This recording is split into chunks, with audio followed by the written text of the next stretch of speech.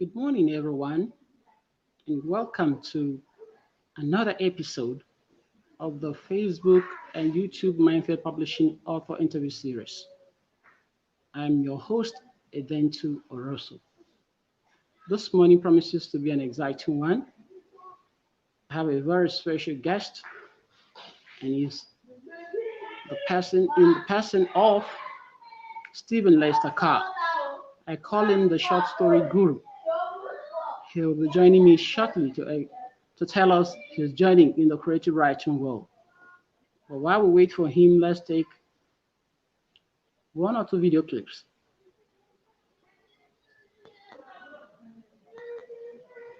Titan Rays. The abrupt realignment of forces by the guardians of the black hole 25,000 years ago ended the civilization of Atlantis in a deluge. Netudio, the then Earth Guardian, reincarnates with the mandate to steer the modern world away from the fate of Atlantis. Netu realizes, however, that two things do not occupy the same space as his heart longs for beautiful Iron and Lena, two Avengers from his past. Whilst trying to act the Guardian's script, an intricate web of love and hate ensues as Netu's instinct of survival come alive, setting the stage for a brilliant drama of wit, gut, and sorcery.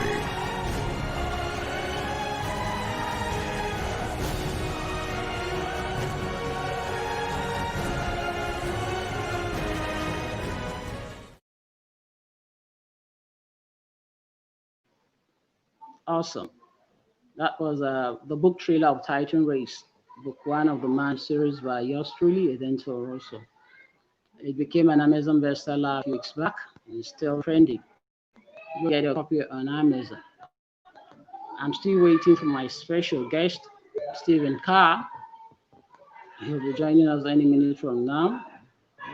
Viewers around the world, you're free to ask any question you want to ask. The first 9 people to log in. I sent the link on my timeline earlier yesterday or thereabout, and anyone who is able to log in within the first 10 people to log in will have the privilege to ask him more questions. While we wait for him, let me read a little bit from Titan Race.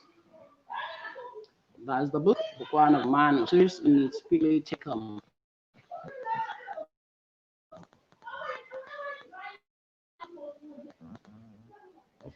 Let me quickly check chapter one. Part one is New Regina, modern day. Chapter one. The Titans are coming.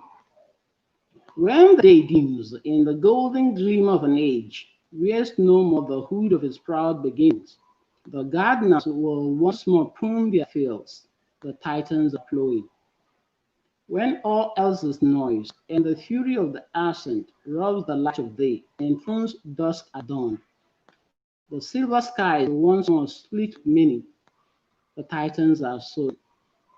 When the stars starkly sing of their accord, to keep us abreast of the sea which we plunge, no big bell of time has told. The Titans are reading. When every breath is followed by air and dust, and the sun and the moon are no longer in concert, and earth changes to its own resonance, the Titans are reading. January 10, 1996. A black hole always remembers the first time they stepped on a lesser planet in furtherance of the schemes of the higher intelligence. We always remember the tone and temper of the experience, and the certainty that if you overcome the obstacles to its mission, the dream of peaceful and progressive planet will give you a sense of fulfillment. Based on umbrella and the thing it desires most, a given place a pantheon of the black hole, the source of the universe. The idea is condemned to live at giddy moments because it signals the beginning of untold battles and the tap set to his soul. Netidio's first time came 25,000 years ago in Atlantis. He became aware of his second time, barely 7 years now, had thought about his new assignment, different from his days in Atlantis. The old wooden armchair creaked under his light feet. Steadying himself, he fixed his gaze on the blanket that beyond broken panes of the bedroom window. The quick cry of an owl was answered by the high-pitched sound cricket, like a sad song from a morning crowd. It sent chills sneaking up his spine. Ned stood from the armchair and strode to the open window, passing the same colors of path he let in the musty air. A huge ball of bright light streaked across the dusty evening sky, trailing an explosion of fading colors. His heart pulsed faster. Something seemed out of place. Balls of light seldom flashed before his eyes, as figures of imminent, urgent action. Nettle's dark brown eyes widened in search of the next sign.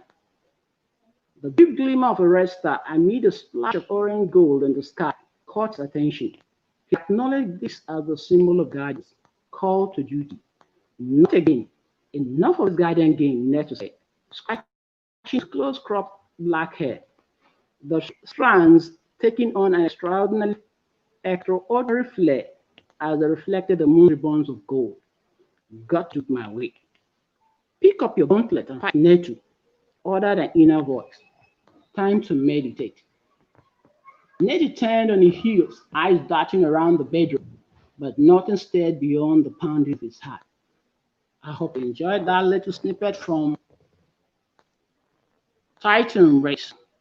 Titan Rays, the abrupt realignment of forces by the guardians of the black hole 25,000 years ago, and the civilization of Atlantis in a deluge. Nettldio, the then Earth Guardian, reincarnates with the mandate to stir the modern world away from the fate of Atlantis.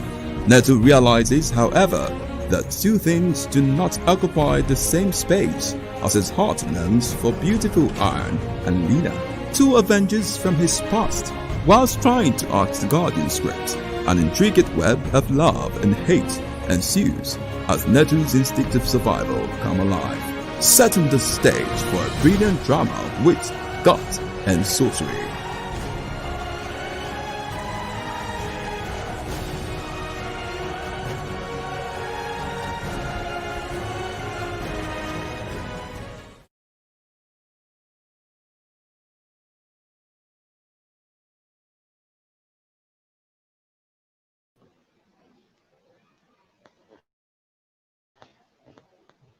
A distinguished guest, STEVE CARR, is yet to come.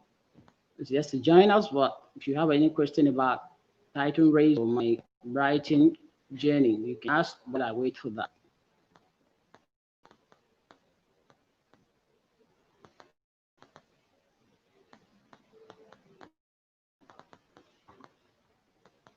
Is anyone joining us? Let me quickly check another. This one will be a poem from Richard and Pride, a collection of poems by Yachili and Rosso. The poem I'm going about to read is titled Princess. No longer an obscure page enduring fable, the Alduran of a bottle set. Where there is the gleam of your forsaken table, your cold splendor underneath water sweat. No longer there those majestic princess there. Doing doom skies command Professor Rabbit, the innocent dawn is carved soon over her head. High-handed shall they maintain a sinister table. No, not on that of classic water, but here, the trains of the close the top of their ache. Then just like a tornado crashing here and there, and man stumbles feebly thrown by the fiesta. Then scampers blindly in be a to somewhere, devoid the cloth hands of princess. From Richard and Pride.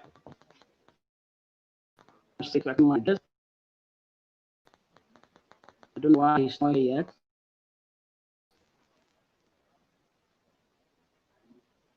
Maybe he's having a technical issue. Okay. I still have an announcement by 1 p.m. today with the team author Elizabeth Umodede. So if Steve Carr can make it, we'll reschedule and come back some more time.